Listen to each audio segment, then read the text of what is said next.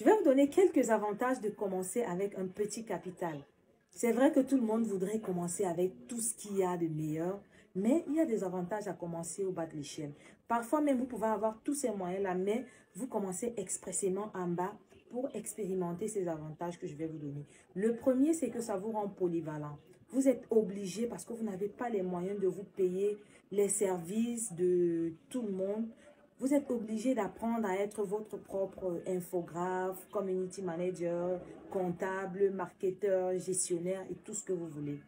Et sur le long terme, lorsque votre boîte va grandir et que vous allez déléguer ces différentes responsabilités-là, vous aurez déjà une idée de ce qu'il y a à faire là-dedans ou des attentes ou des challenges de chaque profil et de chaque poste. Un autre avantage, lorsque vous décidez de commencer avec un petit capital, c'est la précision. C'est ce qu'on n'a pas toujours lorsqu'on a beaucoup d'argent. Parce que quand on a beaucoup d'argent, on se retrouve parfois à mettre de l'argent dans des choses inutiles, dans des choses qui auraient pu attendre, dans des choses qui n'étaient pas forcément nécessaires là tout de suite pour le début.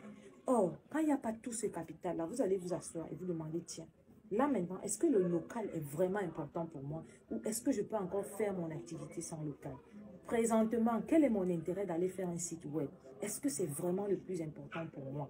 Présentement, là, est-ce que j'ai besoin de faire un gros lancement dans un grand hôtel de la place? Quel est l'intérêt que ça va m'apporter? Vous allez vous rendre compte que vous êtes tellement précis que votre argent ne va pas dans n'importe quoi. Avant de faire la moindre dépense, vous allez réfléchir à 10 fois parce que vous savez que l'argent que vous mettez là, ça vaut de l'or. Un autre point, c'est que vous bâtissez les relations humaines avec vos prestataires, avec vos fournisseurs et tout le monde. Pourquoi? Parce que vous n'avez pas d'argent, vous apprenez le côté négociation. Vous êtes conscient que un 10 francs qu'on va vous enlever sur 20 000 pièces que vous êtes en train de prendre, c'est beaucoup. Donc, vous êtes obligé d'activer ça. Un autre avantage, c'est que ça vous rend créatif. Lorsqu'on n'a pas beaucoup d'argent, on s'assoit comme ça, on se dit, tiens, je n'ai pas assez d'argent pour faire les choses n'importe comment. Donc, avec le peu que j'ai, il faut que je réfléchisse comment donner à ceux qui me regardent, à mes prospects, à mes clients, le maximum avec le minimum que j'ai pour que je puisse en tirer profit. Lorsque vous n'avez pas un gros capital également, vous êtes obligé d'être une personne disciplinée parce que le moindre 5 francs qui se perd vous rapproche de l'échec et vous savez que vous n'avez pas droit à l'erreur. Maintenant, regardez le fait de commencer avec un petit capital comme une précieuse étude de marché que vous êtes en train de faire.